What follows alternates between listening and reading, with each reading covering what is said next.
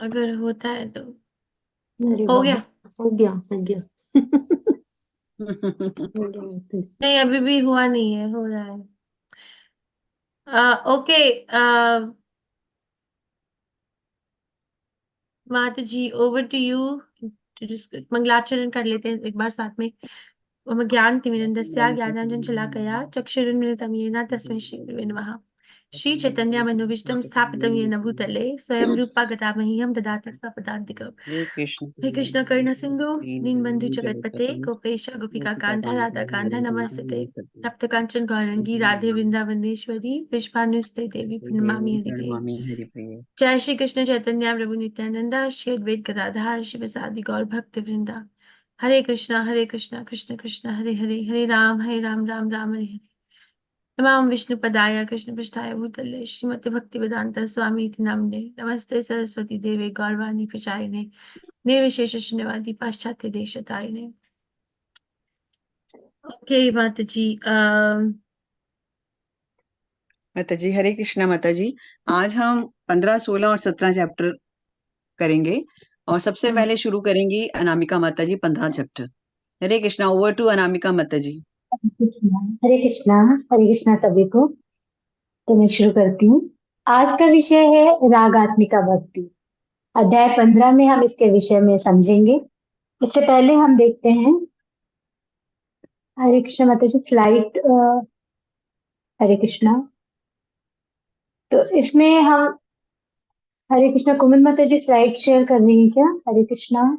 माता जी please yes slide माता share जी, करिए। कर रही हूँ। जस्ट मिनट माता जी, जस्ट मिनट। स्लाइड नंबर 3 लगाइएगा माता जी। जी माता जी, जी एक हम मिनट माता जी, मैं वही कर। जी माता जी मैं बोलना शुरू करती हूँ। तो हम इससे पहले ये देखेंगे कि हमने अध्याय 13 और 14 में क्या पढ़ा है। तो अध्याय 13 जो विषय है भक्ति के प्रबल 5 रूप, इसमें हमने मथुरा वास, अच्छा विग्रह की सेवा, पवित्र शास्त्र जैसे श्रीमद् भागवत के अध्ययन के लाभ, भक्तों की सेवा के लाभ और हरे कृष्ण मंत्र की महिमा के विषय में जाना। इस तरह हमने जो 64 मद थे भक्ति सेवा के, उस चर्चा को इस अध्याय में हमने पूर्ण किया है। इसके बाद अध्याय 14 में श्री रूप गोस्वामी बताते हैं कि कुछ वस्तुओं को आमतौर पर भक्ति के अंग के रूप में स्वीकार नहीं किया जा सकता है, जैसे कि ज्ञान और त्याग कृत्रिम सिद्ध होते हैं यदि वह भक्ति से रहित होते हैं। सार रूप में ये कहा जा सकता है कि भक्ति भक्ति करके ही प्राप्त होती है। भक्ति परम है, वह कार्य और कारण दोनों है। इसके बाद नेक्स्ट स्लाइड माता जी, स्लाइड नंबर 4। अध्याय 15 रागानुगा राग माता जी, अर्थात हमें कोई स्लाइड्स रागात्मिका। नजर नहीं आ रही है। हम कोई स्लाइड्स नहीं देख पा रहे। एक मिनट। हाँ अभी हाँ, अभी स्लाइड कर। नहीं यस आएगी यस। माता जी, क्या अभी स्लाइड क्या? नहीं आएगी। 5 नंबर अभी स्लाइड दिख रही है लगाइए माता माता जी? जी। जी माता जी अभी देखिए। Thank you, Hare 5 number Krishna. Slide कर दीजिए माता जी। हरे कृष्णा। रागात्मिका भक्ति सेवा। इसमें पहला प्रश्न ये आता है कि इसको जाने की रागात्मिका भक्ति सेवा है क्या। व्यक्ति के हृदय में भगवान के लिए स्वतः स्फूर्त प्रेम, आकर्षण तथा पूर्ण रूप से तल्लीन रहना रागात्मिका भक्ति कहलाती है। जैसे कि कृष्ण के जो वृंदावन वासियों की जो आसक्ति है वो रागात्मिका भक्ति है, और कृष्ण के प्रति ये जो इनका प्रेम है वो सहज प्रेम वास्तव में पूर्णता का प्रतीक है। भक्ति की पूर्णता इसे माना जाता है। इसके बाद नेक्स्ट हमारे पास विषय आता है कि ये साधना भक्ति से अलग कैसे है। तो साधना भक्ति जो रागात्मिका भक्ति है वो साध्य भक्ति है, अर्थात स्वतः स्फूर्त है, स्वतः ही उत्पन्न होती है, जबकि जो रागानुगा भक्ति है वो उत्पन्न की जाती है साधना के द्वारा। साधना भक्ति है यह, और ये एक अभ्यास की अवस्था है। रागात्मिका भक्ति सेवा भक्त का स्वभाव होता है, और वह जो रागानुगा भक्ति के भक्ति भाव को अपने अंदर विकसित करने की इच्छा रखता है। रागात्मिका भक्ति के मापदंड के विषय में यदि हम देखें तो सहजता और धार्मिकता इसका मापदंड है। इसका एकमात्र उद्देश्य है कृष्ण की प्रसन्नता। वृंदावन में जब हम देखते हैं कि बाल सखा सहज रूप से सेवा में उनके सहज सेवा में संलग्न होते हैं, तो वास्तव में वो पूर्व जन्मों में समस्त विधि विधानों की परीक्षा उत्तीर्ण कर चुके हैं, जिसके फलस्वरूप उन्हें श्री भगवान की प्रत्यक्ष संगति की प्राप्ति हुई है। Next slide. अब यहाँ पे हम रागात्मिका भक्ति और रागानुगा भक्ति के विषय में कुछ संदर्भों से समझेंगे। चैतन्य चरितामृत के मध्य 22.149 के छंद में हम देखते हैं, रागात्मिका भक्ति मुख्या ब्रजवासी जने, तारे अनुगत भक्ति रागानुगा नामे। अर्थात वृंदावन के मूल निवासी भक्ति सेवा में सहज रूप से जुड़े हुए हैं। ऐसी सेवा की तुलना किसी भी चीज से नहीं की जा सकती। इसे रागात्मिका भक्ति कहा जाता है। जब कोई वृंदावन के भक्तों के नक्शे कदम यानी कि उनका अनुसरण करता है तो उसकी भक्ति को रागानुगा भक्ति कहा जाता है। इसके बाद हम दूसरा संदर्भ देखते हैं, चैतन्य चरितामृत मध्य के 22.153 का छंद है, लोभे ब्रजवासी भावी करी अनुगति, शास्त्र युक्ति नाही माने रागानुगार प्रकृति। एक उन्नत भक्त है, भगवान के शाश्वत सेवक द्वारा की गई सेवा से आकृष्ट होता है। इस आकर्षण को स्वतः स्फूर्त आकर्षण कहते हैं और शास्त्रीय दृष्टि से इसे स्वरूप उपलब्धि कहा जाता है। यह अवस्था प्रारंभ में प्राप्त नहीं हो पाती है। प्रारंभ में व्यक्ति को प्रगट शास्त्रों और आध्यात्मिक गुरु द्वारा निर्धारित सिद्धांतों के अनुसार कठोरता से नियमबद्ध तरीके से सेवा करनी होती है। वैदिक भक्ति की प्रक्रिया द्वारा निरंतर सेवा करने से व्यक्ति का स्वाभाविक झुकाव धीरे धीरे जागृत होता है। इसे सहज आकर्षण या रागानुगा भक्ति कहते हैं। Next slide. इसमें भी दो संदर्भ दिए हुए हैं। एक चैतन्य चरितामृत मध्य 22.154, विराजन्तीमभिव्यक्तां ब्रजवासजिनदीषु रागात्मिका मनुसृता यां सा रागानुच्यते। स्वस्फूर्त प्रेम में भक्ति सेवा स्पष्ट रूप से वृंदावन वासियों द्वारा व्यक्त और प्रकट हो जाती है। भक्ति जो उनकी भक्ति सेवा के अनुरूप होती है उसे रागानुगा भक्ति या सहज प्रेम से युक्त भक्ति सेवा कहा जाता है। एक दूसरा संदर्भ है चैतन्य चरितामृत मध्य 22.156-157, बाहे अंतर इहार द्वैता साधन, बाहे साधक देहे करे श्रवण कीर्तन, मन निज सत्य देह करिया भवन, रात्रि दिन करे ब्रजे कृष्ण रे सेवन। तो यहाँ पर रागानुगा भक्ति को संपादित करने की दो विधियां बताई गई हैं, बाहरी और आंतरिक। तो जब आत्म साक्षात्कार हो जाता है तो जो उन्नत भक्त है बाहरी रूप से नव दीक्षित के रूप में रहता है और वो पूरे विधि विधानों का पालन करता है, श्रवण कीर्तन में पूरी तरीके से लगा हुआ रहता है, उनका पालन करता है, शास्त्रीय विधि के आदेशों का पालन करता है। और मगर जब आंतरिक रूप से वह अपने मूल शुद्ध आत्म साक्षात्कार की स्थिति में विशेष रूप से वृंदावन में कृष्ण की सेवा में संलग्न रहता है, रात दिन 24 घंटे वो भगवान की सेवा में संलग्न रहता है। Next slide. Hare Krishna. Next slide. ज्ञान के महत्व से माध्यम से त्याग। सारे ज्ञान का एक ही लक्ष्य है, कृष्ण भक्ति में संलग्न होना। रागात्मिका भक्ति स्वतः स्फूर्त है और वैदिक भक्ति कठोर नियमों और विनिमयों के तहत भक्ति सेवा। तो वैदिक भक्ति के चरण के दौरान समर्पण की मनोदशा रागानुगा भक्ति से भिन्न होती है। वैदिक भक्ति से रागानुगा भक्ति की प्रक्रिया एक क्रमिक प्रक्रिया है। जैसे कि हमने साधन भक्ति में पढ़ा है, साधन भक्ति के दो प्रकार हैं, वैदिक भक्ति और रागानुगा भक्ति। तो वैदिक भक्ति के मार्ग से होकर हम रागानुगा भक्ति तक पहुंचते हैं। तो धैर्य के साथ श्रवण, नाम, जप, स्मरण, भक्तों का अनुसरण, क्रमशः भक्ति सेवा में भक्त इस तरीके से पारंगत हो जाता है और भक्ति सेवा उसके लिए सरल हो जाती है। और इस प्रकार भक्त द्वारा धैर्य और उत्साह से भक्ति कार्य में संलग्न रहने से भगवान का स्मरण निरंतर होता रहता है। एक व्याख्यान भी यहाँ प्रभुपाद का दिया हुआ है जो 12 नवंबर 1972 में प्रभुपाद ने वृंदावन में दिया था। उसमें प्रभुपाद ने कहा है कि जितना अधिक आप भक्ति सेवा में संलग्न रहेंगे उतनी ही अधिक आपकी इंद्रियां शुद्ध होंगी। तब आप कृष्ण सेवा में सक्षम बनोगे। ये शिष्यता है। वैदिक भक्ति शिष्यता है। असली भक्ति, अलौकिक भक्ति, पराभक्ति है रागानुगा भक्ति। रागानुगा भक्ति में हमें वैदिक भक्ति को पार करके आना होता है। मात्र शास्त्रीय नियमों का पालन भक्ति नहीं है। शास्त्रीय विधि में विनिमय की आवश्यकता होती है और मात्र वैदिक भक्ति तक रुकना नहीं है। Next slide. इसके बाद यहाँ पर प्रमाण यानी साक्ष्य की बात हो रही है। श्रीमद् भागवत के कैंटो 7 के पहले अध्याय के 30वें और 31वें श्लोक में नारद मुनि युधिष्ठिर से बताते हैं कि किस प्रकार से लोग जो है अलग अलग भाव से भगवान के निरंतर स्मरण में लगे रहते हैं और वे मुक्ति को प्राप्त करते हैं। तो यहाँ पर उल्लेख हो रहा है गोपियों का, कंस का, शिशुपाल, यदु और पांडव। तो किस तरीके से वो निरंतर भगवान का स्मरण करते हैं। तो गोपियां जो है वो प्रेम भाव से, दाम्पत्य भाव से, माधुर्य भाव से भगवान का स्मरण करती हैं, जबकि कंस हमेशा अपनी मृत्यु के भय से कृष्ण के से भयभीत रहता है और हमेशा उसके ध्यान में कृष्ण रहते हैं, मगर वो भय के भाव से उसे स्मरण करता है। शिशुपाल है, वो भगवान कृष्ण से बहुत ईर्ष्या करते थे। शिशुपाल और अन्य राजा है जो, तो वो हमेशा ईर्ष्या भाव से भगवान का स्मरण करते हैं। यदुवंशी है जो, वो उन्हें अपने परिवार का सदस्य मानकर उस रूप में उनको स्नेह प्रेम करते हैं। इस प्रकार से वो उन्हें स्मरण करते हैं, अपना संबंधी मानकर उनका स्मरण करते हैं। और पांडव जो है उन्हें मित्रवत स्नेह करते हैं और मित्र के रूप में उन्हें स्मरण करते हैं। तो इस प्रकार से यहाँ पे बताया गया, अलग अलग भाव बताए गए।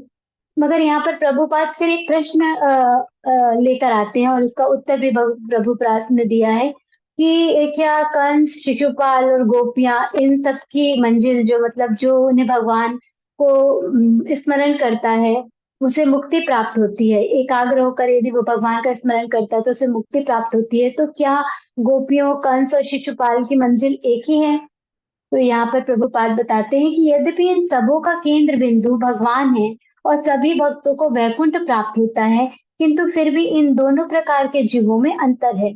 श्रीमद् भागवत के प्रथम स्कंद में कहा गया है कि परम सत्य एक है, वही निराकार है। ब्रह्म, परमात्मा और भगवान के रूप में प्रकट होते हैं। यद्यपि ब्रह्म, परमात्मा, भगवान एक ही है, किंतु कंस और शिशुपाल जैसे भक्तों को केवल ब्रह्म तेज ही प्राप्त हो सका, उन्हें परमात्मा या भगवान का साक्षात्कार प्राप्त नहीं हो सका। यही अंतर है। तो गोपियों को वृंदावन, गोलोक वृंदावन धाम की प्राप्ति होती है और जो शेष हैं, जैसे ये जो द्वेषी जन है जो, वो उनको ब्रह्म ज्योति से, ब्रह्म तेज में ही उन्हें स्थान प्राप्त होता है। यहाँ पर इसे और अच्छी तरीके से समझाया गया है, अव्यक्तिक चमक वर्सेस भगवान का गंतव्य। तो ईशोपनिषद में हमने देखा है कि हिरण्मयी पात्रेण कहकर जो भक्त कहता है कि भगवान जो आपकी स्वर्णिम आभा आच्छादित है उसे आप कृपया हटाएं ताकि मैं आपका दर्शन कर सकूं। तो यहाँ पर जो निर्विशेषवादी हैं वो ब्रह्म ज्योति की ओर ही आकर्षित होते हैं। वो कभी ऐसी प्रार्थना नहीं करते कि मैं आपके दर्शन कर सकूं, वो हमेशा ब्रह्म ज्योति में ही तदाकार होना चाहते हैं। और कंस और शिशुपाल हैं, केवल उन्हें यही तक आने की पात्रता प्राप्त होती है और गोपियों को गोलोक धाम की प्राप्ति होती है। इसे दो दृष्टांतों द्वारा भी यहाँ समझाने का प्रयास किया गया है, सूर्य का गोला और सूर्य का प्रकाश, और दूसरा है राजा का महल और राजा का राज्य और राजा का महल। तो उसमें हम देखते हैं कि जो सूर्य का प्रकाश और सूर्य का गोला है एक है, फिर भी अंतर तो है ही, क्योंकि एक शक्ति है और दूसरा शक्ति का स्रोत है। इसी प्रकार जो परम सत्य है उनका शारीरिक तज एक साथ एक है और भिन्न भी है। निर्विशेषवादी से भगवान के शत्रुओं को ईश्वर के प्रति आकर्षण के कारण भगवत राज्य में प्रवेश की अनुमति तो दे दी जाती है, किंतु उन्हें भगवान के गोलोक वृंदावन में प्रविष्ट होने नहीं दिया जाता। तो ये दृष्टांत बताता है कि राज्य तथा राजा के महल में प्रवेश करना एक जैसा नहीं है। तो ये यहाँ पर भेद बताया जा रहा है। इसकी पुष्टि हम यहाँ पर देखते हैं कि ब्रह्मांड पुराण में भी इस विषय में पुष्टि की गई है इस बात की कि जिन लोगों की भौतिक कलमश से मुक्ति हो चुकी है, जो असुर हैं, जिनका वध भगवान द्वारा होता है, वे ब्रह्म भाव में तल्लीन होकर ब्रह्म ज्योति में वास करते हैं। इसी प्रकार श्रीमद् भागवतम में भी 10.87.23 श्लोक में बताया गया कि साक्षात वेद भगवान को संबोधित करते हैं और कहते हैं कि योगी जन व आपके प्रति शत्रु भाव रखने वाले ब्रह्म ज्योति में तल्लीन होने की आध्यात्मिक सिद्धि प्राप्त करते हैं, जबकि गोपियां जो भगवत प्रेम में सदैव मगन रहती हैं, वे भगवत धाम गोलोक वृंदावन में प्रवेश करती हैं। तो यहाँ पे ये सारी चीजें बता रही हैं कि किस प्रकार से भेद है, कि जो द्वेषी हैं वो कहाँ जाते हैं और जो गोपियां हैं उनका प्रेम इतना उत्कृष्ट है और वो उनको गोलोक धाम की प्राप्ति होती है। Next slide. रागात्मिका भक्ति के प्रकार। रागात्मिका भक्ति के दो प्रकार, इंद्रिय आकर्षण काम रूप और दूसरा संबंध रूप। तो हम इंद्रिय आकर्षण के विषय में जानेंगे। पहले इंद्रिय आकर्षण को दाम्पत्य संबंध द्वारा समझाया गया है। तो पहला यहाँ पर आता है कि दाम्पत्य संबंध से तुलना क्यों की जा रही है। इसलिए की जा रही है क्योंकि हम जो है बद्ध जीव हैं, भौतिक जगत के प्राणी हैं। हमें भौतिक उदाहरणों से इस बात को समझने और समझाने का प्रयास करना पड़ता है, जबकि यहाँ पर ये बहुत स्पष्ट रूप से समझ लेना चाहिए कि जो भौतिक जगत का प्रेम संबंध है वो इंद्रियों की मतलब स्वतः की इंद्रिय तृप्ति इसमें महत्वपूर्ण मानी जाती है, जबकि जो गोपियों का प्रेम है वो उसमें वो केवल कृष्ण की प्रसन्नता के लिए ही कार्य करती है।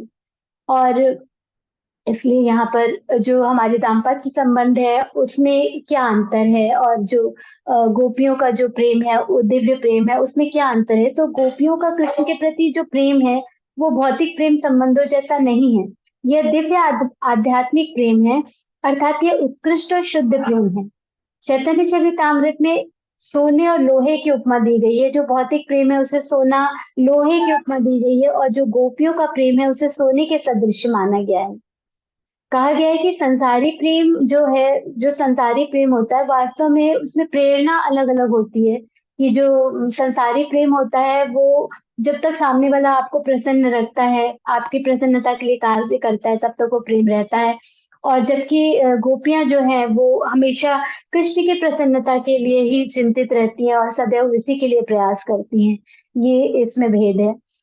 और यहाँ पर ये भी एक चीज आती है, नेक्स्ट है कि सबूत, क्या सबूत है कि गोपियों को जो प्यार है वो दाम्पत्य संबंध नहीं है, किस तरीके से ये भौतिक संबंध से अलग है, तो इसका प्रमाण क्या है। तो हमने ये चीज कई बार पढ़ी है कि सिद्धजनों की भक्ति भी गोपियों के प्रेम के समक्ष कुछ नहीं है। तो ऐसा हमने ये कई बार उल्लेख हमने कई जगह पे पढ़ा है। तो यहाँ पर प्रमाण दिया गया है कि जो कृष्ण के भक्त हैं, उद्धव बहुत उत्कृष्ट भक्त हैं वो भी, और जो चैतन्य महाप्रभु है जिन्होंने संन्यास लिया और जो स्त्रियों से बहुत ही दूरी रखते थे, वो भी, वो दोनों भी, उन्होंने गोपियों को गोपियों के कृष्ण के प्रति प्रेम को सर्वोच्च माना है और इस प्रकार की भक्ति का अनुसरण करने की अनुशंसा की है। चैतन्य महाप्रभु अपने शिष्यों को बोलते थे कि मतलब जो भक्ति है वो गोपियों जैसी करनी चाहिए। तो इसके बाद आता है कि क्या कुब्जा गोपियों के समान है। तो यहाँ पर कुब्जा का भी उल्लेख आया है जो मथुरा में रहा करती थी, और वो कुब्जा का जो प्रेम है वो संसारी प्रेम के सदृश माना गया है और ये गोपियों के जो दिव्य प्रेम है उसके समकक्ष नहीं आता है। तो जो कुब्जा का प्रेम है उसे रति काम प्रायः कहा गया है, अर्थात ये गोपियों के प्रेम के समकक्ष ना होके गोपियों के प्रेम के जैसा प्रेम है। और इसके बाद हम आते हैं संबंध रूपा में। वृष्णि और यशोदा। तो वृष्णि मतलब संबंधी सखा मित्र के रूप में वो भगवान को देखते हैं, और जो यशोदा है वो वात्सल्य भाव से पुत्र रूप में कृष्ण को देखती हैं। नंद महाराज तथा माता यशोदा जैसे वृंदावन के वासियों के भाव में यदि भगवान आदि भगवान कृष्ण के पिता तथा माता होने की आदर्श दिव्य भावना पाई जाती है। तथ्य तो यह है कि ना तो कोई कृष्ण का पिता होता है ना ही उनकी माता, किंतु भक्त में ऐसी दिव्य भावना का होना कृष्ण के प्रति वात्सल्य संबंध कहलाता है। हरे कृष्णा। इस अध्याय में हमने वृंदावन के नित्यवासियों की रागात्मिका भक्ति का वर्णन सुना है, और हमारा अब एक नेक्स्ट अध्याय आएगा, अध्याय 16। उसमें रीता माता जी रागानुगा भक्ति की प्रक्रिया का वर्णन करेंगी। हरे कृष्णा रीता माता जी। हरे कृष्णा। एकदम माता जी, किसी को प्रश्न है अनामिका माता जी से?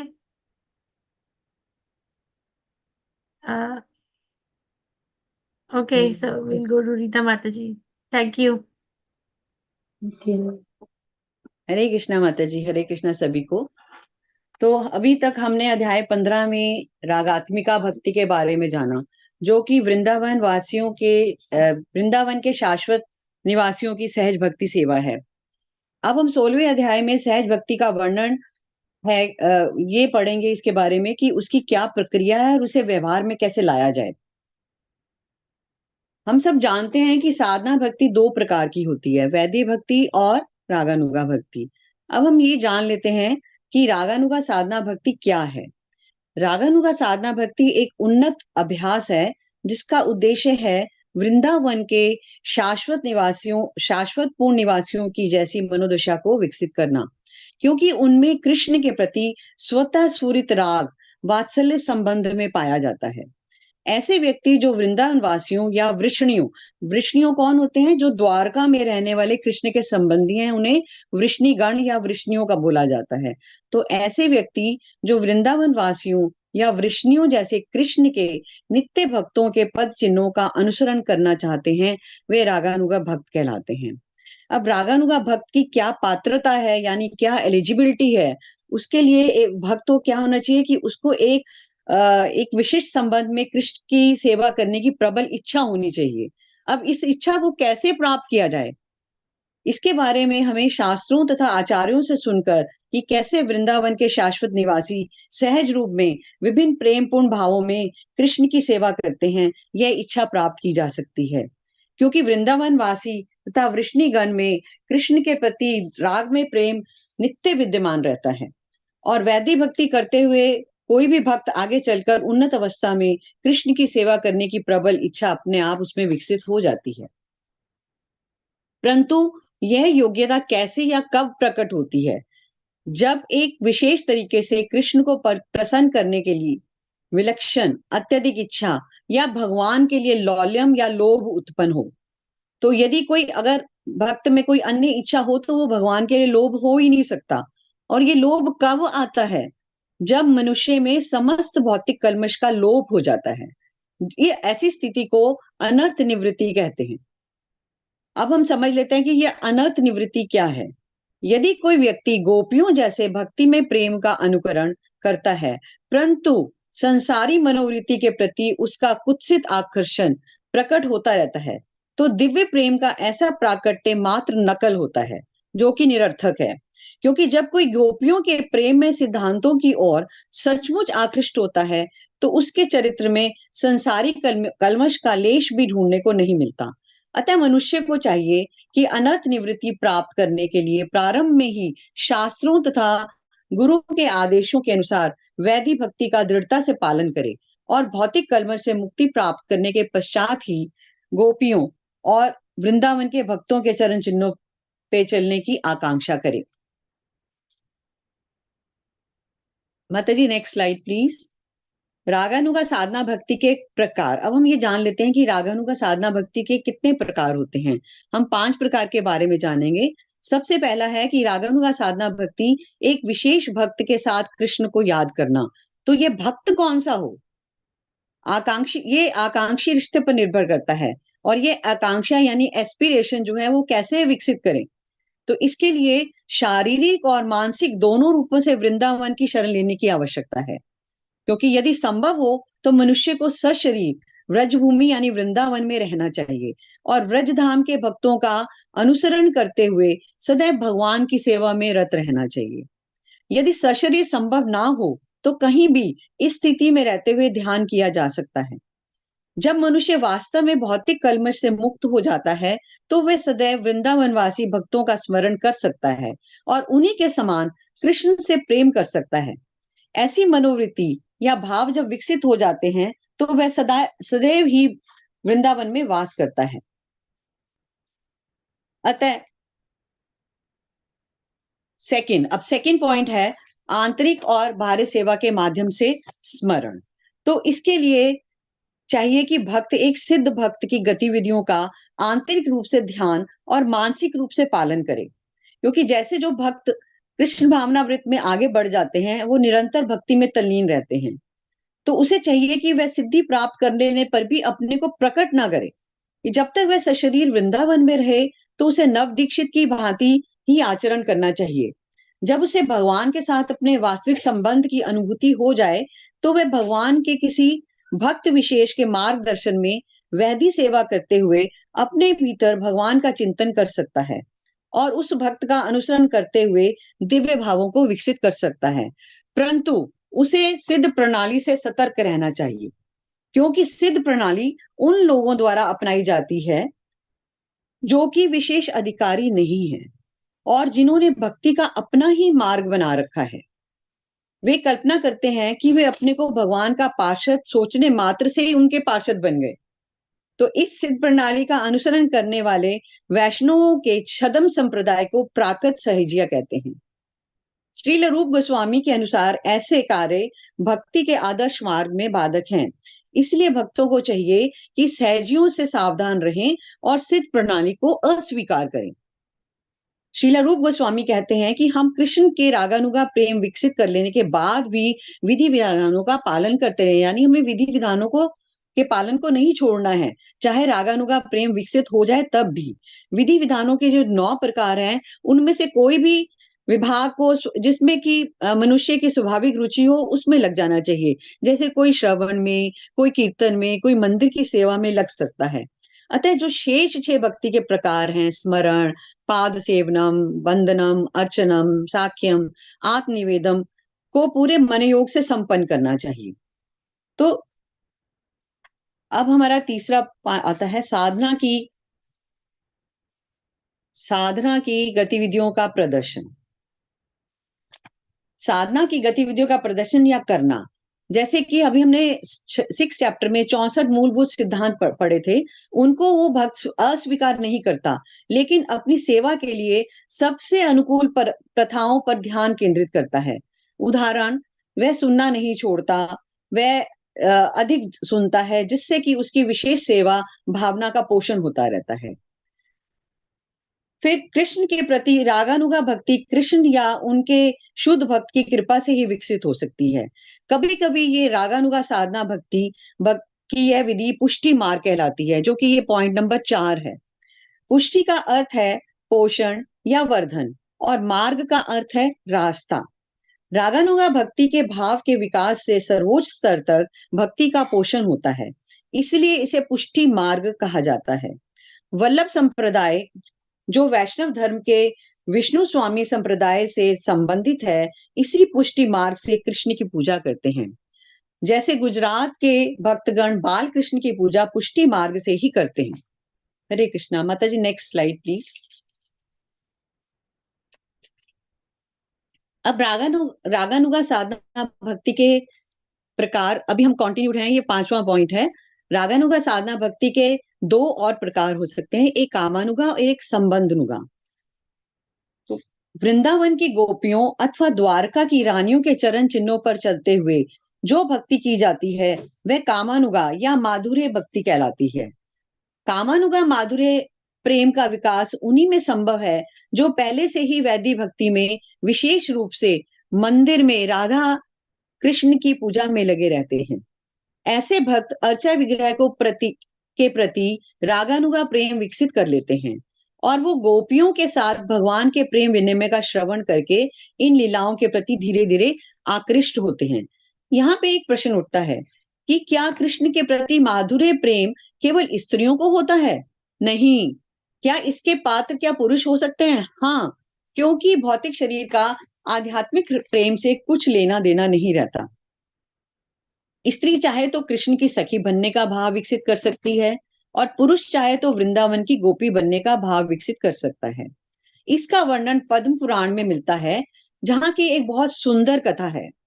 प्राचीन काल में दंडकारण्य में अनेक ऋषि रहते थे। यह वो जंगल है जहां श्री राम ने 14 वर्ष वनवास के बिताए थे। उस समय वहां अनेक ऋषि थे जो भगवान राम के रूप से मुग्ध हो गए थे और उनका आलिंगन करने के लिए स्त्री बनना चाहते थे। भगवान राम ने उनकी भावना को जाना और उन्हें अगले जीवन में अपना अर्थात भगवान कृष्ण का सानिध्य प्राप्त करने के लिए वरदान दिया और वे सब गोपियों यानी कृष्ण की सखियों के रूप में उत्पन्न हुए और इस प्रकार उन्होंने आध्यात्मिक जीवन की सिद्धि प्राप्त की। उसके बाद 3rd प्रकार है कि माधुर्य प्रेम के दो प्रकार और हो सकते हैं, परकीय और स्वकीय। तो स्वकीय क्या होते हैं कि जो कोई भक्त पत्नी रूप में कृष्ण से माधुर्य प्रेम विकसित करता है, वह द्वारका जाता है और वह वहां भगवान की रानी बन जाता है। दूसरे होते हैं जो कोई प्रेमिका के रूप में कृष्ण से माधुर्य प्रेम विकसित करते हैं, यह कोई स्त्री या पुरुष दोनों ही हो सकते हैं, वे गोलोक वृंदावन को जाते हैं। और यदि कोई माधुर्य प्रेम की कामना करता है किंतु गोपियों के चरण चिन्हों पर नहीं चलता, उसे भगवान के सानिध्य द्वारका में प्राप्त होता है।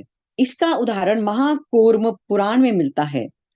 अग्निदेव के महर्षि पुत्रों ने कृष्ण के माधुर्य प्रेम की प्राप्ति हेतु विधि विधानों का दृढ़ता से पालन किया और उन्हें अगले जन्म में भगवान का सानिध्य प्राप्त हो सका और सबों ने उन्हें पति के रूप में प्राप्त किया। अब हम आते हैं संबंध नुगा प्रेम पे, जो कि पितृत्व या मित्रता के ऊपर निर्भर करता है। ये संबंधानुगा जो प्रेम है या माधुर्य भक्ति है, इसके भी दो विभाग हैं, एक अप्रत्यक्ष माधुर्य प्रेम और दूसरा है प्रत्यक्ष माधुर्य प्रेम। इन दोनों ही विभागों में उस विशेष गोपी का अनुसरण करना होता है जो गोलोक वृंदावन में ऐसी सेवा में संलग्न है।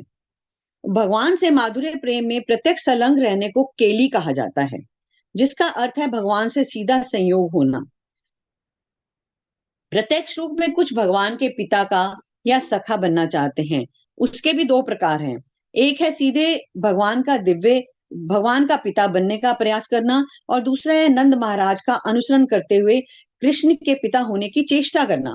लेकिन इन दोनों विधियों में से सीधे कृष्ण का पिता बनने की विधि की संस्तुति नहीं की जाती, क्योंकि यह विधि मायावाद दर्शन से कलुषित हो सकती है। जैसे कोई अगर सोच ले कि वह स्वयं नंद महाराज हो गया है, तो उसका पितृ प्रेम मायावादी दर्शन से कलुषित हो जाएगा और यह पद्धति अपराधपूर्ण है। और कोई भी अपराधी कृष्ण का सानिध्य प्राप्त करने के लिए भगवत धाम में प्रवेश नहीं कर सकता। स्कंद पुराण में पांडवों की राजधानी में हस्तिनापुर में एक बड़ा अच्छा उदाहरण है कि एक वृद्ध कृष्ण को अपने पुत्र के रूप में पाना चाहते थे। नारद जी ने उस वृद्ध को उपदेश दिया कि वह नंद महाराज के चरण चिन्हों का अनुसरण करे और इस तरह उन्हें सफलता मिल गई और उन्हें भगवान जो है वो पुत्र के रूप में प्राप्त हुए। अप्रत्यक्ष, लेकिन कुछ भक्त जो हैं वो परम पुरुष से प्रत्यक्ष संपर्क नहीं चाहते, वे बल्कि गोपियों के साथ कृष्ण की लीलाओं का केवल श्रवण करके आनंद लेते हैं। हरे कृष्णा। नेक्स्ट स्लाइड माता जी प्लीज। तो ये हम जान लेते हैं कि इस चैप्टर में हमने क्या क्या सीखा, क्या क्या पढ़ा। तो श्रीला रूप गोस्वामी रागानुगा भक्ति के लिए लिखते हैं कि किसी चीज के प्रति सहज आकर्षण, तीव्र इच्छा और प्रेम के साथ पूरी तरह से लीन रहते हुए सहज प्रेम की ऐसी भावनाओं के साथ की जाने वाली भक्ति सेवा को रागानुगा भक्ति कहते हैं और इसे हमें विकसित करना चाहिए। रागानुगा भक्त वैदी भक्ति का कड़ाई से पालन नहीं करते, अपितु वे नंद बाबा या यशोदा मैया जैसे किसी नित्य भक्त के प्रति अपनी रागमयी प्रकृति के कारण आकृष्ट हो जाते हैं और उनके चरण चिन्हों पर चलने की कोशिश करते हैं।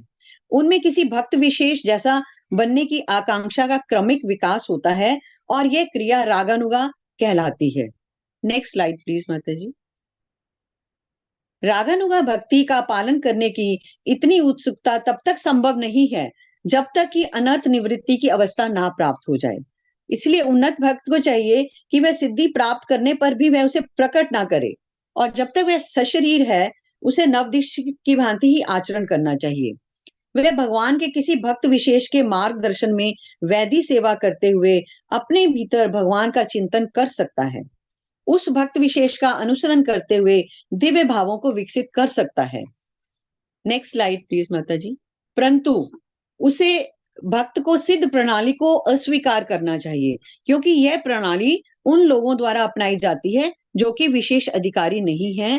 वे भक्ति का अपना मार्ग बना रखा है, उन्होंने सिद्धांतों के अनुसार व्यवहार नहीं करते, बल्कि वे कल्पना करते हैं कि अपने को भगवान का पार्षद सोचने मात्र से ही वह उनके पार्षद बन गए हैं। हरे कृष्णा माता जी। Next slide. अब रागानुगा, इस स्लाइड में रागानुराग लिखा हुआ है, ये रागानुगा है। रागानुगा और रागात्मिका तो प्रत्येक भक्त में भगवान के लिए एक सहज आकर्षण तथा रागमय प्रेम नित्य विद्यमान रहता है और भक्त में भगवान की सेवा करने की अत्यधिक इच्छा और लालसा रहती है। और जो रागानुगा भक्ति है वो रागात्मिका भक्तों का अनुसरण करने से प्राप्त होती है। रागात्मिका भक्तों में दो प्रकार का प्रेम होता है, एक काम रूपा, एक संबंध रूपा, जैसा कि अभी अनामिका माता जी ने बताया था। हरे कृष्णा माता जी, नेक्स्ट स्लाइड। और ये दाम्पत्य प्रेम से भी बताया जाता है कामानुगा प्रेम को। दूसरा है कि प्रत्यक्ष रूप से जुड़ा भगवान से जो संबंध, माधुर्य प्रेम में प्रत्यक्ष संलग्न रहने वाले को केली कहा जाता है। यह भगवान से सीधा संयोग होना होता है। लेकिन अप्रत्यक्ष माधुर्य प्रेम करने वाले भक्त गोपियों के साथ कृष्ण की लीलाओं को केवल श्रवण करके ही आनंद लेते हैं। माधुर्य प्रेम का विकास उन्हीं में संभव है जो पहले से ही वैद्य भक्ति में, विशेष रूप से मंदिर में राधा कृष्ण की सेवा में लगे रहते हैं। ऐसे भक्त धीरे धीरे अक्षय विग्रह के प्रति रागानुगा प्रेम विकसित कर लेते हैं और गोपियों के साथ भगवान के प्रेम विनिमय का श्रवण करके इन लीलाओं के प्रति धीरे धीरे आकृष्ट होते हैं। हरे कृष्णा माता जी, नेक्स्ट स्लाइड। तो हमने चैप्टर 15 में रागात्मिका भक्ति के बारे में जाना, जो कि वृंदावन के शाश्वत निवासियों की सहज भक्ति सेवा है। और चैप्टर 16 में हमने यह जाना कि रागानुगा भक्ति की क्या प्रक्रिया है और व्यवहार में सहज भक्ति सेवा कैसे की जाए। हरे कृष्णा माता जी, किसी को कुछ कहना है या पूछना है? माता जी एक प्रश्न है मुझे। कुमुद माता जी, स्लाइड नंबर 16 पे जाओगे आप एक बार प्लीज?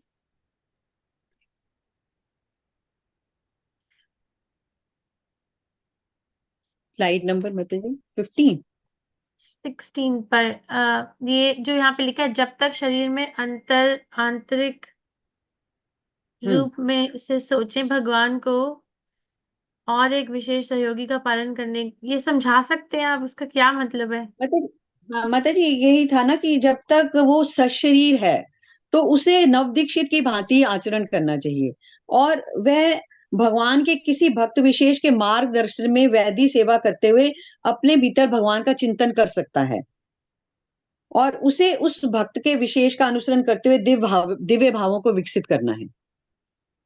तो मतलब रागात्मिका, इन अदर वर्ड्स, जी माता जी, दूसरे शब्द में। क्योंकि ओके, आध्यात्मिका थैंक यू। भक्ति को ही फॉलो करके रागानुगा भक्ति डेवलप की जा सकती है।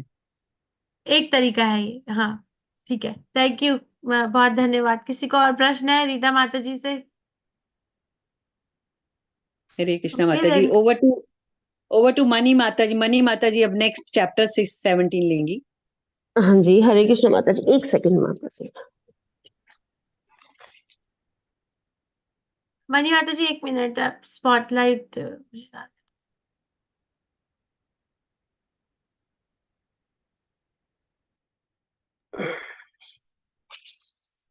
हाँ जी, अब हम आते हैं, हम पढ़ रहे हैं पूर्व विभाग के बारे में पढ़ रहे हैं, जिसके 4 पाठ हैं। तो पूर्व विभाग का पहला पाठ है सामान्य भक्ति का, जिसमें हम सामान्य भक्ति के बारे में पढ़ते हैं। द्वितीय लहरी जो थी उसमें 4 लहरियां, पूर्व विभाग में 4 लहरियां। पहला जो है वो सामान्य लहरी के बारे में बात की गई। द्वितीय लहरी में साधना भक्ति के बारे में बात की गई, जिसमें वैदिक भक्ति और रागानुगा भक्ति के बारे में बात की गई थी, जो अभी समाप्त हुआ है। यहाँ पर जो है वो रागानुगा भक्ति और उससे पहले वैदिक भक्ति का वर्णन जो है वो समाप्त हो चुका है। अब तृतीय लहरी शुरू हो रही है, जो है भाव भक्ति। तो यहाँ पर अब हम देखते हैं कि भाव की परिभाषा क्या है। श्रील रूप गोस्वामी ने भाव की परिभाषा दी है। शुद्ध सत्व विशेषात्मा प्रेम सूर्यांश साम्य भाग रुचिभिश्चित माश्रण्य कृद असोभाव उच्यते। इसमें इन्होंने बताया, इसमें ये जो श्लोक है ये बता रहा है कि शुद्ध सत्व विशेष आत्मा, वैदिक भक्ति करने से मनुष्य प्रकृति के भौतिक गुणों से परे दिव्य अवस्था तक ऊपर उठ जाता है। इसको बोलते हैं शुद्ध सत्व विशेष आत्मा। जब हम वैदिक भक्ति करते हैं और शुद्धता को प्राप्त होते हैं, तो आत्मा जो है वो भौतिक गुणों से परे और शुद्ध उसमें सत्व में पहुंच जाता है। जिससे क्या होता है? जिससे प्रेम उत्पन्न होता है। किसकी तरह प्रेम उत्पन्न होता है? सूर्य की तरह, सूर्य की किरण की तरह, सूर्यांश सूर्य की किरण की तरह जो है वो प्रेम उत्पन्न होता है। अब इसमें इसका उदाहरण ऐसे है कि सूर्य की किरण, सूर्य सूर्य जब होता है, सूर्य की किरण जब निकलती है तो हमें उसको सिर्फ महसूस, जब सूर्य निकलने वाला होता है तो उसकी किरणों को हम महसूस करते हैं, उसकी किरणें हमें मतलब किरणें हमें नजर आती हैं, पर वो एक्चुअली हमें वो सूर्य का ताप महसूस नहीं होता है, पर सूर्य की किरणों का ताप महसूस होता है। सेम इसी तरह से जो प्रेम है, जब भाव स्थिति को हम प्राप्त कर रहे होते हैं तो प्रेम हमारे में उत्पन्न होता है जो सूर्य की किरण की तरह है। हमें भगवान का आभास होता है, हमें भगवान की रुचि, भगवान में रुचि आती है, भगवान का हमें जैसे हर चीज हमें अच्छी लगनी शुरू हो जाती है, हमें भगवान की आहट सुनती है, या हमें अप्रत्यक्ष रूप से भगवान जो है अपने आसपास महसूस होने शुरू हो जाते हैं। तो इसी इसी तरह से जो है वो सूर्य की किरण का यहाँ पे एग्जाम्पल दिया है कि सूर्य की किरण की तरह प्रेम जो है वो हमें महसूस होता है, सिमिलर होता है, मतलब उसके बिल्कुल साम्य भाव उसकी तरह होता है। फिर उससे उससे आगे फिर क्या होता है, उससे हमें रुचि उत्पन्न होती है। रुचि उत्पन्न होने से जो होता है हमारे मन में कोमलता आती है, और तरह तरह के हम अलग अलग तरह के स्वादों से हम जो है वो भाव को प्राप्त होते हैं। तो यहाँ पर अब आगे इसमें ये बताया गया है कि चित्त जो है वो कोमल हो जाता है। तो कोमल होने का यहाँ पर क्या मतलब है? जो चित्त कोमल हुआ, दिल को नरम करना, यहाँ पे लिखा है, स्लाइड में लिखा है, दिल को नरम करता है। तो चित्त जो है वो कोमल हो जाता है। तो कोमल कैसे होता है कि जब हम बिल्कुल ही भौतिक चीजों से हम बिल्कुल परे चले जाते हैं, हमें उसमें कोई रुचि नहीं रहती है, और हमें राधा और कृष्ण की जो है सेवा करने में हमें रुचि जो है वो उत्पन्न होती है। इसको बोलते हैं कोमल होना। चित्त को जो है वो भाव जो है वो नरम करता है बिल्कुल, और विभिन्न तरह के स्वादों को जन्म देता है। विभिन्न तरह के स्वादों को कैसे जन्म देता है कि हमें कृष्ण को प्राप्त करने की इच्छा होती है, कि जैसे अभी मैंने बोला कि अप्रत्यक्ष रूप से हमें भगवान का ही हमेशा ध्यान रहता है। हमें भगवान ही मतलब हर जगह नजर आने शुरू हो जाते हैं, एहसास होता है उनका, मतलब विभिन्न सेवाओं के माध्यम से हम हमेशा उनमें ही रत रहना चाहते हैं। श्रवण कीर्तन, विभिन्न सेवाएं हम भगवान की हमेशा करते रहना चाहते हैं, है ना। और कृष्ण को अपने हृदय के जो है वो करीब पाते हैं। आगे माता जी, हरे कृष्ण माता जी। साधना भक्ति से किस प्रकार भिन्न है? जो भाव है वो साधना भक्ति से किस प्रकार से भिन्न है? साधना जो है वो कार्यकारी है, जबकि भाव जो है वो प्रभावशाली है। साधना कार्यकारी है, मतलब साधना जो है उसमें हमें काम करना होता है। अगर हम सिंपल शब्दों में बोले तो हमें उसमें काम करना होता है, नियामक सिद्धांतों का पालन करना होता है जो हमें गुरु और शास्त्र द्वारा प्राप्त होते हैं, है ना। जैसे श्रवण कीर्तनम, स्मरणम, और ये सब चीजों का हमें नियामक सिद्धांतों का पालन करना होता है। और उसके पालन करने से हमारे में जो भाव उत्पन्न होते हैं वो हमें प्रभाव में नजर आते हैं। वो हमें अपने बाह्य और अंदर दोनों जगह पे हमें नजर आने शुरू होते हैं, जिसको हम कह सकते हैं, अगर मैं ठीक हूं तो अष्ट सात्विक विकार। हम इसको बोल सकते हैं कि हमारे अंदर और बाहर जो है वो भाव नजर आते हैं अष्ट सात्विक विकार के रूप में, है ना। जैसे कि आंसू आना, शरीर में कंपन होना, या किसी भी तरह का, जैसे हमें मेटेरियलिस्टिक लाइफ में भी हमें कई चीजों में बड़ा एकदम रोमांच का अनुभव होता है। तो ऐसी सेम इस यहाँ पर भी आध्यात्मिक उसमें भी हमें रोमांच का अनुभव होता है, जिसको अष्ट सात्विक विकार कहा जाता है, जो प्रभावशाली है, प्रभावशाली का जिसका यहाँ नाम दिया गया है। और भाव की प्रकृति क्या है? अभी पहले था कि ये साधना भक्ति किस प्रकार से भिन्न है, ये साधना भक्ति से किस प्रकार से भिन्न है, और अब है भाव की प्रकृति। हम भाव की प्रकृति हमारी चेतना में इस हद तक व्याप्त है कि ये मन के साथ एक प्रतीत होता है। हमारे अंदर, हमारी चेतना में जो भाव की प्रकृति है, प्रेम करने की, ये जो भाव है, ये प्रेम करने की पहली अवस्था है। तो ये अवस्था जो है ये हमें पहले से ही हमारे अंदर होती है, हमारे अंदर व्याप्त होती है। और इसका उदाहरण यहाँ पर दिया गया है कि आग में लोहे की छड़।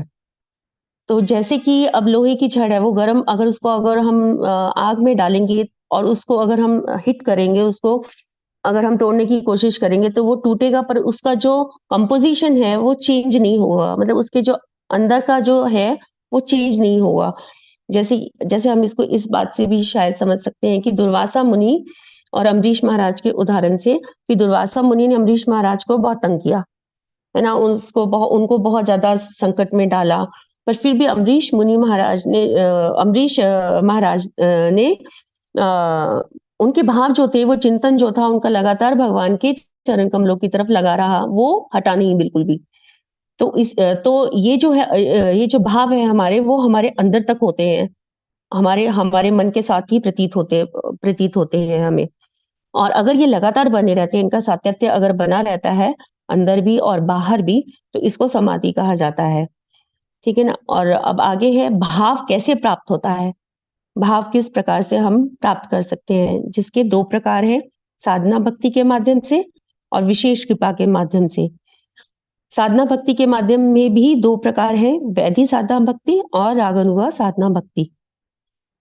और विशेष कृपा के माध्यम से, विशेष कृपा के माध्यम में भगवान की कृपा आती है और भगवान के भक्त की कृपा आती है, भक्त की विशेष कृपा आती है। अगर भगवान का जो विशेष पात्रता लिए हुए जो भक्त होता है, शुद्ध भक्त होता है, उसके सानिध्य में रहने से, उनके आशीर्वाद से जो हमें दया प्राप्त होती है। तो ये 2 प्रकार की हुई कि साधना भक्ति के माध्यम से और विशेष कृपा के माध्यम से। साधना भक्ति के तो हमें पता ही कि वैदिक भक्ति और रागानुगा भक्ति, और विशेष कृपा के माध्यम से भगवान की कृपा आती है, अलग से भगवान की कृपा, ठीक है ना, और डायरेक्ट भगवान की कृपा और भक्त की दया, ठीक है ना, भक्त की दया से हमें जो है वो आशीर्वाद मिलता है। अब माता जी आगे।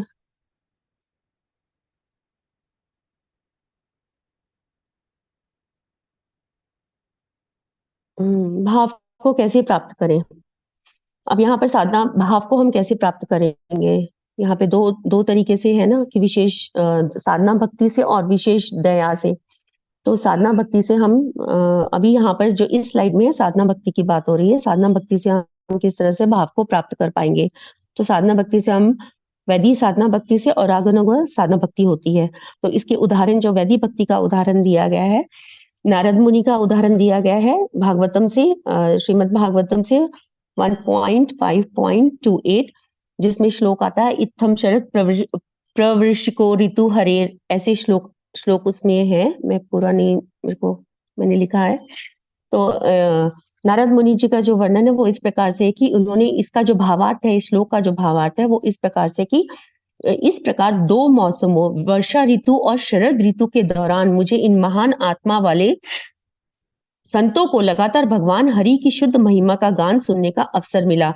जैसे ही मेरी भक्ति का प्रवाह शुरू हुआ, रजो और तमोगुण के आवरण जो है वो गायब हो गए। मतलब नारद मुनि जो थे वो महान भक्तों के संपर्क में आए, उन्होंने उनका श्रवण और कीर्तन लगातार सुना, जिससे उनकी आत्मा, जो मन जो है वो शुद्ध हुआ, और रजो और तमोगुण का जो आवरण था उनके ऊपर से हट गया, जिससे उनको शुद्ध भक्ति, भाव भक्ति प्राप्त हुई। और इसकी पुष्टि जो है वो कपिल देव जी का कथन करता है, जो है जिसका श्रीमद् भागवतम से लिया गया उदाहरण, 3रा कैंटो 25वां अध्याय और 25वां श्लोक। सताम प्रसंगन मम वीर्य संविदो भवन्ति हृत कर्ण रसायन कथा तज्जोष्णाद आशु अपवर्ग वर्तमनि श्रद्धा रतिर भक्तिर अनुक्रमिष्यति। तो ये जो श्लोक है, ये बड़ा ही अच्छा श्लोक है, बहुत ही मतलब अच्छा भी है, इम्पोर्टेंट भी है। इसमें है मम वीर्य संविदो, ठीक है ना, हमें भगवान का जो वीर्य है, जो बल का जो तेज का जो वर्णन है, हमें सुनना चाहिए। और कहाँ से सुनना चाहिए हमें, ये वर्णन जो है वो कहाँ से सुनना चाहिए हमें, भक्तों की संगति में, सताम प्रसंगान। तो उससे फिर क्या होगा, उससे होगा कि हमारे हृदय में जो है वो जो अमृत है, जो भगवान की जो हम सुन रहे हैं, जो कथा सुन रहे हैं, उसका अमृत जो है वो, शहद जो है वो हमारे हृदय में और कान में पड़ेगा। तो इससे क्या होगा फिर, ये जो है ये भवंती हृत कर्ण रसायना कथा, ठीक है ना। उससे इसमें ये बताया गया कि हृदय में जो है वो भगवान के और कान में जो है वो भगवान का कथा का शहद जो है वो हमारे कानों में पड़ेगा, हमें मिलेगा। तो इससे हमें इस तरह का अनुभव होगा, और मतलब इस तरह से हमें बहुत अच्छा अनुभव होगा, और लगातार इसको करने से हमें किस चीज़ की प्राप्ति होगी। इस पद्धति को निरंतर अगर हम करते हैं, निरंतर अगर अभ्यास करते हैं, तो हमें क्या प्राप्त होगा? अपवर्ग की प्राप्ति होगी, जिससे हमें श्रद्धा रतिर भक्तिर अनुक्रमिष्यति, हमें श्रद्धा मिलेगी, रति की प्राप्ति होगी और भक्ति की प्राप्ति होगी। तो यहाँ पे आया अपवर्ग की प्राप्ति होगी। अब अपवर्ग की प्राप्ति कैसे होगी? प वर्ग जो होता है, जैसे हमें पता ही है, प वर्ग जो होता है वो है प फ ब भ म, है ना। इसको प वर्ग बोलते हैं। तो हमें प वर्ग का अनुभव हमेशा वैसे होता ही रहता है हमारे जीवन में। तो प का मतलब है परिश्रम, और फ का मतलब है फेन, ब का मतलब है बंध, भय, म मृत्यु। ये जो है, ये भौतिक व्यक्ति की जो है, ये के चरित्र का वर्णन है कि हमारे चरित्र, जो हम लोग हैं, भौतिक व्यक्ति हैं जो, वो हमारे चरित्र का वर्णन ये बताता है कि हम किस तरह से सारी जिंदगी अपनी निकालते हैं। जैसे परिश्रम, हम हमेशा गधे की तरह परिश्रम करते रहते हैं। ठीक है, परिश्रम जब हम करते हैं, जैसे बैल परिश्रम जब करता है तो उसके मुंह से फेन निकलता रहता है, ठीक है ना। तो और वो क्यों परिश्रम करता है? क्योंकि उसे भौतिक भोग करने हैं, उसे भौतिक भोग चाहिए, जिसके लिए वो बहुत मेहनत करता है, पर अंत में उसे क्या मिलता है? फ्रस्ट्रेशन मिलती है। और ब क्या है? कर्म बंद होता है ब से। भय क्या है? हमें हमेशा भय लगा रहता है कि भविष्य में क्या होगा। मृत्यु मृत्यु मृत्यु का ये है कि हम बहुत कुछ करते हैं, हम सब कुछ करते हैं, और हमें लगता है कि जब हमने इतना सब कुछ किया तो हमारी मृत्यु भी बहुत अच्छी होगी, हमें मृत्यु की भी प्राप्ति बहुत अच्छे ढंग से होगी, है ना, क्योंकि हमने बहुत कुछ जिंदगी में प्राप्त किया है। पर फिर लास्ट में जाके पता चलता है कि ये सब तो कोई फायदा नहीं हुआ इस सब का, क्योंकि चाहे वो कोई भी हो, मृत्यु तो सबको एक जैसी, मतलब जो जिस तरह से जिसने जो किया है उसको मृत्यु मिलेगी, चाहे वो बड़ा व्यक्ति हो। यमदूत तो हर किसी को आके देखते ही है ना। और उसके बाद ये जो प वर्ग है, इसको अगर हम, ये कैसे हम इसको हटा सकते हैं, कैसे हम इसको नहीं चाह सकते हैं, नहीं हमें चाहिए ये। तो हमें हमेशा भक्तों के सानिध्य में रहना होगा, और श्रवण कीर्तनम जो है वो सुनना होगा हमें, हमेशा ही। तो इस तरह से यहाँ पर इन्होंने, कपिल देव मुनि का कथन जो है वो इस तरह से हमें बताता है कि हमें हमेशा भक्तों की संगति में रह के श्रवण कीर्तन सुनने से हमारा जो हृदय है वो शुद्ध हो जाता है, और हम भाव को प्राप्त होते हैं। आगे है उसके बाद है माता जी, हाँ, उसके बाद है नहीं माता जी, यही स्लाइड रहने दीजिए, ये रहने दीजिए। हाँ जी, उसके बाद है वैधि साधना भक्ति का, और फिर है रागानुगा साधना भक्ति के बारे में, कि रागानुगा साधना भक्ति का उदाहरण यहाँ पे दिया गया है कि पद्म पुराण में एक नवदीक्षित का वर्णन आता है कि वो जिसका नाम था चंद्रकांता, जो पूरी रात भगवान के लिए नृत्य किया करती थी। तो यहाँ पर डायरेक्ट भगवान ने उसको भाव प्रेम तक पहुंचाया, मतलब डायरेक्ट, क्योंकि वो भगवान के आगे नाच रही थी। तो मेरे जो समझ में आ रहा है वो ये है कि वो डायरेक्ट भगवान को प्रसन्न कर रही थी, तो वो खाली नाच करके ही भाव प्रेम को जो है वो प्राप्त हुई। तो इसमें जो है वो भगवान की विशेष, जो विरले ही देखने को मिलती है, कि भगवान की विशेष कृपा जो है वो प्राप्त हुई। तो इसीलिए मनुष्य को हमेशा ऐसे शुद्ध भक्तों की संगति में रहना चाहिए, है ना। ऐसी संगति और सेवा से नवदीक्षित भक्त जो है वो निश्चित रूप से भगवान के प्रति आसक्ति, प्रेम और भक्ति विकसित करेगा। जो यहाँ पे ये दिया हुआ है, कृष्ण के प्रति बंधन, प्रेम और भक्ति, स्लाइड में। तो ये परिणाम हमें इसका मिलेगा। माता जी आगे स्लाइड। अब है भाव को कैसे प्राप्त करें में, पहले था साधना भक्ति के द्वारा किस तरह से हम भाव को प्राप्त करेंगे। अब है विशेष कृपा के एग्जाम्पल्स यहाँ पर आ रहे हैं, कि विशेष कृपा से हम भगवान को कैसे भाव प्रेम को कैसे प्राप्त करेंगे। तो वह है भगवान की कृपा से और भक्त की कृपा से। जो विशेष भक्त होते हैं उनकी कृपा से हम भाव दशा को प्राप्त कर सकते हैं। तो भगवान की कृपा का यहाँ पर बताया गया है कि 3 तरह से हम भगवान की कृपा जब हमें मिलती है, तो बोलकर वाचिका, आलोक दान से, दर्शन से, नजर से और हृदय से, भगवान का हृदय से आशीर्वाद प्राप्त करने से। तो बोल करके यहाँ पे उदाहरण दिया है बुक में कि कृष्ण से जब नारद मुनि ने कहा कि तुम मेरी अनन्य भक्ति को प्राप्त हो, तो भगवान ने बोल करके नारद मुनि को बोला कि तुम मेरी अनन्य भक्ति को प्राप्त होगे। और आलोक दान का यहाँ पे वर्णन आता है कि जब भगवान जो है वो अर्जुन के साथ रथ पर सवार होकर के जा रहे थे किसी से मिलने के लिए, किसी ब्राह्मण देव से, बलशुद्ध से किसी से मिलने के लिए जा रहे थे। तो जांगल प्रदेश से, जांगल प्रांत से वो जब निकले, तो आसपास जो किनारे पे जो लोग खड़े थे, तो उनकी जो नजर है वो भगवान पर पड़ी और भगवान की नजर उन पर पड़ी।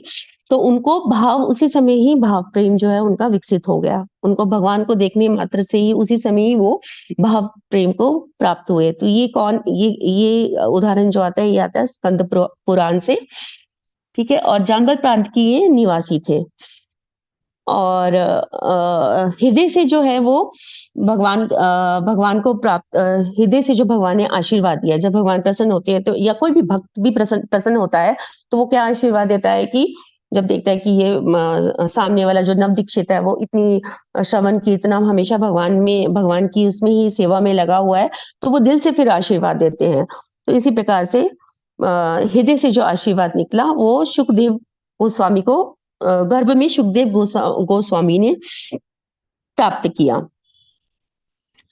सुखदेव मुनि को कैसे प्राप्त किया? गर्भ में सुखदेव मुनि ने, भगवान ने उनको बोला कि नारद मुनि ने बोला कि वैदिक भक्ति का पालन किए बिना ही जो है वो शुक मुनि के जो है वो लक्षण जो है वो पहले से इनको मतलब भाव जो है प्रेम के लक्षण जो है इनमें दिखाई मतलब हैं, बिना वैदिक भक्ति को संपन्न किए इनमें वो लक्षण जो है वो विकसित हैं। तो ये जो थे वो क्योंकि वो पहले से ही वैदिक भक्ति उनकी हो चुकी थी और भगवान की कृपा उन पर पूर्ण रूप से भगवान की कृपा थी, तो उनको माँ के गर्भ में ही जो है वो सब कुछ प्राप्त था, ठीक है। और अब है भक्त की कृपा। तो इसमें उदाहरण दिया गया है कि भक्त की कृपा का उदाहरण है गर्भ में प्रहलाद महाराज, ठीक है ना। तो नारद मुनि ने प्रहलाद महाराज की जो माँ थी उनको भक्ति योग की जो विषय में उन्होंने जब ये गर्भ में थे प्रहलाद महाराज अपनी माँ के, तो उनकी माँ को सुनाया था भक्ति योग के विषय में दयावश की, ताकि प्रहलाद महाराज को भी जो है वो भक्ति योग की प्राप्ति हो और उनको विशेष आशीर्वाद जो है वो मिले। और भक्त की कृपा का दूसरा उदाहरण आता है मृगारी का।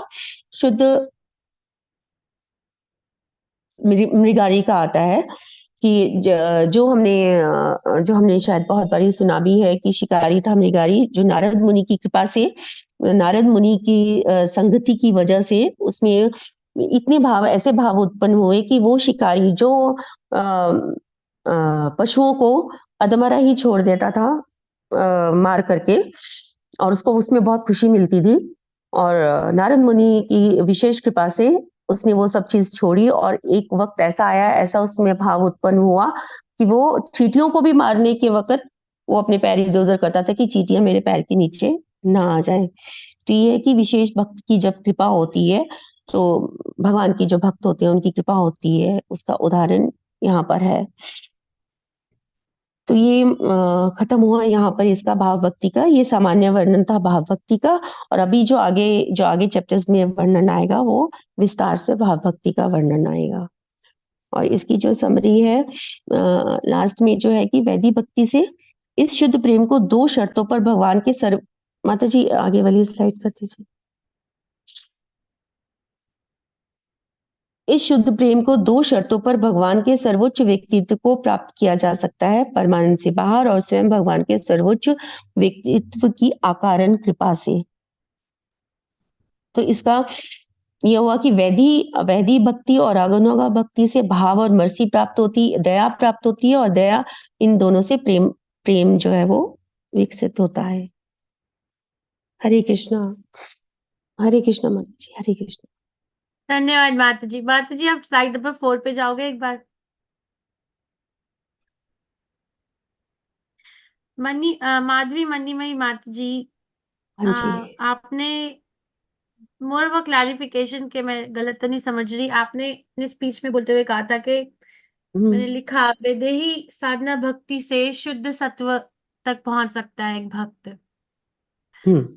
हाँ, विधेयी साधना भक्ति से शुद्ध सत्व तक पहुंच सकता है माता जी। विधेयी ये कहाँ पर लिखा है? क्योंकि जो मैं समझती हूँ वैदेही साधना भक्ति से शुद्ध शुद्ध सत्व प्लेटफॉर्म तक तो नहीं पहुंचा जा सकता है,